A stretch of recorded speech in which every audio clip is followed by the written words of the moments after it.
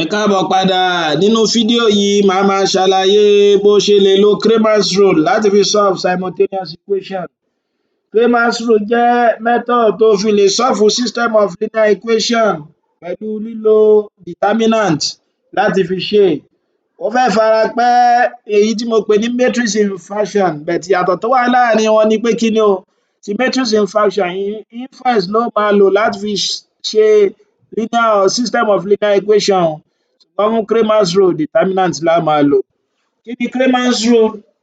Nǹkan tó ṣàlàyé ni pé ká pé mo ní system of linear equation méjì, bóyá mo two unknowns mi x àti y bá a11 plus a11x plus a12y is equal to c1 b11x plus b12y is equal to c2. Ṣó ti yé wa báyìí?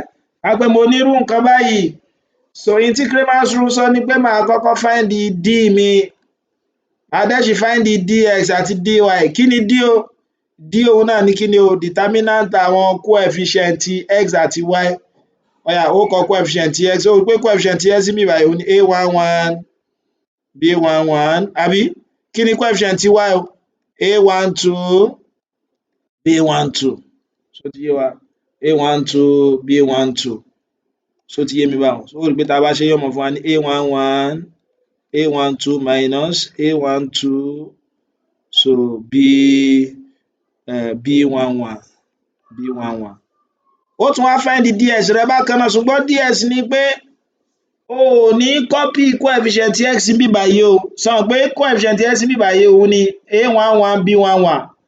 So nígbà tó o fẹ́ copy ẹ̀, instead tó yẹ kó copy ẹ̀, ó wá lọ gbé èyí tó wà ní ẹ̀gbẹ́ kejì wá, ó gbé síbẹ̀, ó fi replace ẹ̀. So instead ká kọ a11 b11, kí la wá kọ? A kọ c1 c2, ṣùgbọ́n ó kọ ti y bóun ṣe yẹ kó wà. So a12 b12. Ṣó ti yé mi báwọn?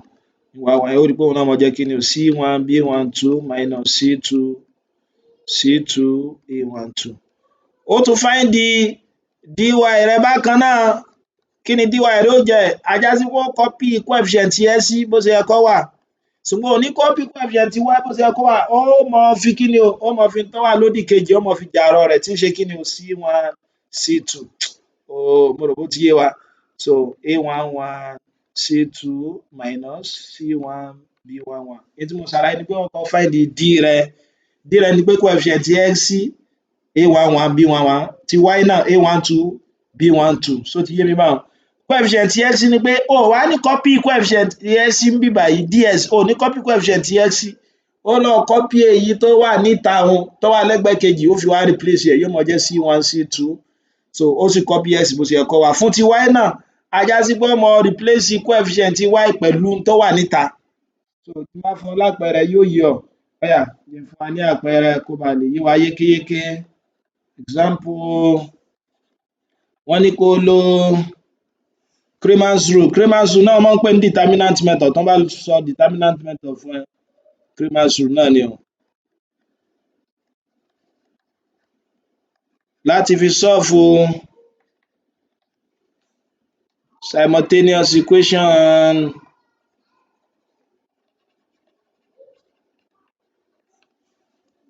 Five x plus 2y minus 17 is equal to 0. 2s is equal to 3 plus 3y. Yóò máa wá yà ọ́ lẹ́nu pé ẹ lá copy dx, d àti dy, kí la máa fi ṣe? Tó bá ti copy wọn tán ká tó lọ ṣiṣẹ́ òun náà ni pé s rẹ̀ ó máa jẹ́ kí ni o? S rẹ̀ ó máa jẹ́ ds over d, y rẹ̀ náà máa jẹ́ kí ni o? dy over d. Even kó jẹ́ pé ó jẹ́ z onímẹ́ta, a já sí pé ti z òun kí ló máa fi replace ẹ̀ fún dz? Ó máa replace tó wà níta pátápátá. Màá ṣàlàyé ìyẹn náà.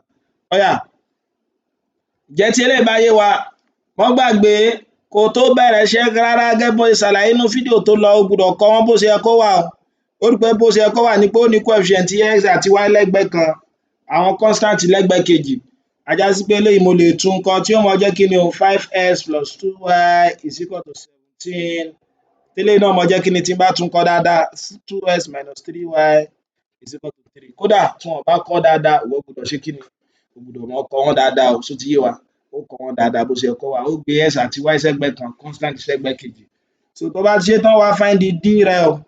A ní d ó máa jẹ́ determinant kí ni o? Àwọn coefficient x àti y ó yá jẹ́ á kọ wọ́n. 5 to 2 minus 3 kí ni ó máa jẹ́ 5 times minus 3 minus 15 2 times 2 4 yóò máa fún mi ní minus 19. Ṣó ti yé mi báwọn? Dx ńkọ́?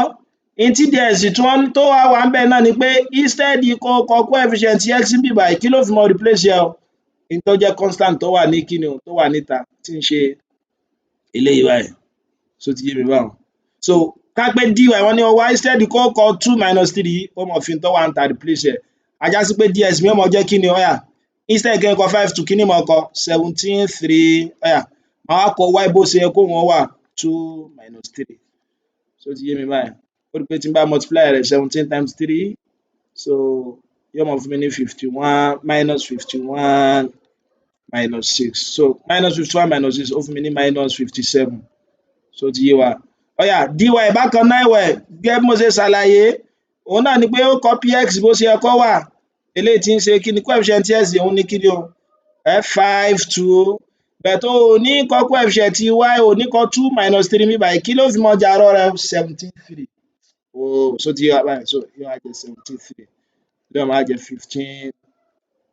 15 minus 34. Kí ni 15 minus 34? Yóò máa fún mi ní kíni o? Minus 19. Ṣó ti yé mi báwọn? So yóò máa fún mi ní minus 19. So lẹ́yìn tó bá ti ṣe tán báyìí má gbàgbé tó bá jẹ́ pé dx ni o ò ní kọ coefficient dx n tó wà lẹ́gbẹ̀ẹ́ kejì ló fi mọ replace ẹ̀. Ká pé dy ni o ò ní kọ coefficient y n tó wà lẹ́gbẹ̀ẹ́ kejì ló fi mọ ṣe kíni? Ló fi mọ replace ẹ̀. A já sí pé x mi pẹ̀lú àlàyé tí mo ṣe lókè yóò máa jẹ́ ds over d. Kí dẹ̀ ni dx mi? Òun ni minus 57. Kí ni d mi o? Minus 19. Eléyìí tí yóò máa fún mi ní 3 àbí? So y mi náà bákan náà ẹ̀wẹ̀ òun náà ó jẹ́ kíni o? dy over d. Kí ni dy mi o? Minus 19. Kí ni d mi? Minus 19. Minus 19 divided by minus 19 1. A já sí pé x mi ó máa jẹ́ 3 y mi ó máa jẹ́ 1. Ó rí pé tó bá lọ yẹ̀ ẹ́ wò tó gbé 3 síbi tí x wà tó gbé 1 síbi tí y wà ó rí pé nǹkan kan náà lá get you. 3 times 5 ó rí pé 15 plus 2 times 1 2. 15 plus 2 ó rí pé ó fún mi 17. Ó lè ṣe ẹlẹ́ẹ̀kejì náà bẹ́ẹ̀. N tí ó fún wa nìyẹn. Ǹjẹ́ tí eléyìí bá yé wa jẹ́ n tún fún wa ní àpẹẹrẹ mìíràn. Ká pé mo ní 4p minus 3q is equal to 17. 5p minus 2q is equal to 16. So mo wá ní kó wá p àti kíni o? So p àti q. Ó rí pé kí leléyìí ó jẹ́ báyìí o? So ó kọ́kọ́ find kíni? Má gbàgbé mo ló kọ́kọ́ find d rẹ̀. Kí ni d òun? Ni pé ó mú coefficient p àti q. Já kọ́kọ́ mú ti p yóò jẹ́ 4 5 ti q ńkọ́? Minus 3 minus 2. Tó bá ṣe wọ́n papọ̀ tó bá find determinant eléyìí ó jẹ́ kíni o? Determinant mi ó jẹ́ kíni? Já wà.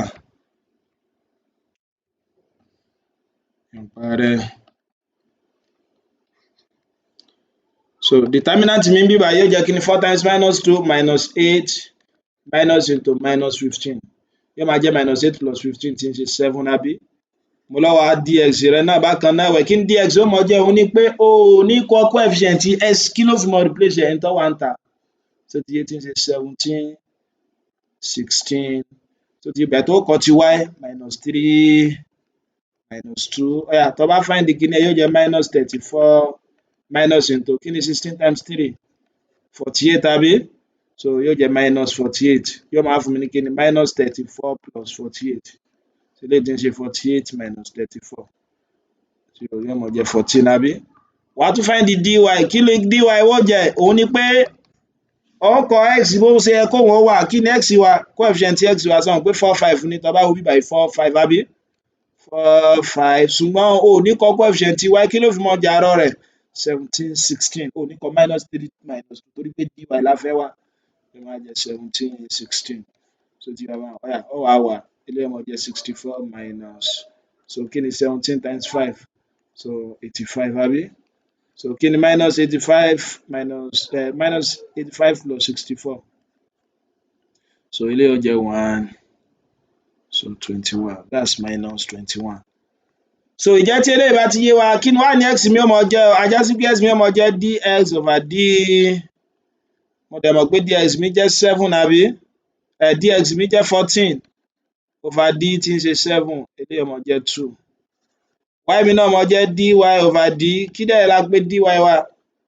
Òun ni minus 21 over 7, òun náà mọ jẹ́ kí ni o? Minus 3. A já sí pé x mi ó mọ jẹ́ 2, y mi ó mọ jẹ́ kí ni o? Minus 3, bó ti mọ̀ ṣe nìyẹn. Ó yá, bó wá ní tá pé o ní 3 unknowns ńkọ́ àti 3 equation. Bí a ń sìn mo ní x plus y plus z is equal to 9, 3x plus 3, 2y plus 4z is equal to 10, x plus y minus z is equal to 15. Kò le rárá, tó ti yá báwọn. N tó tún kọ́kọ́ ṣe ń bẹ̀ náà ni pé ọkọ̀ wá d rẹ̀, ṣùgbọ́n mẹ́ta ni nísìn, a já sí pé 3 by 3 matrix lónìí. Ó yá, yóò máa jẹ́ 1, 3, 1, ọkọ̀ coefficient x, ó tún kọ ti y náà, 1, 2, 1, ó tún kọ ti z náà, 1, 4, minus 1, ó ti ọkọ̀ determinant rẹ̀.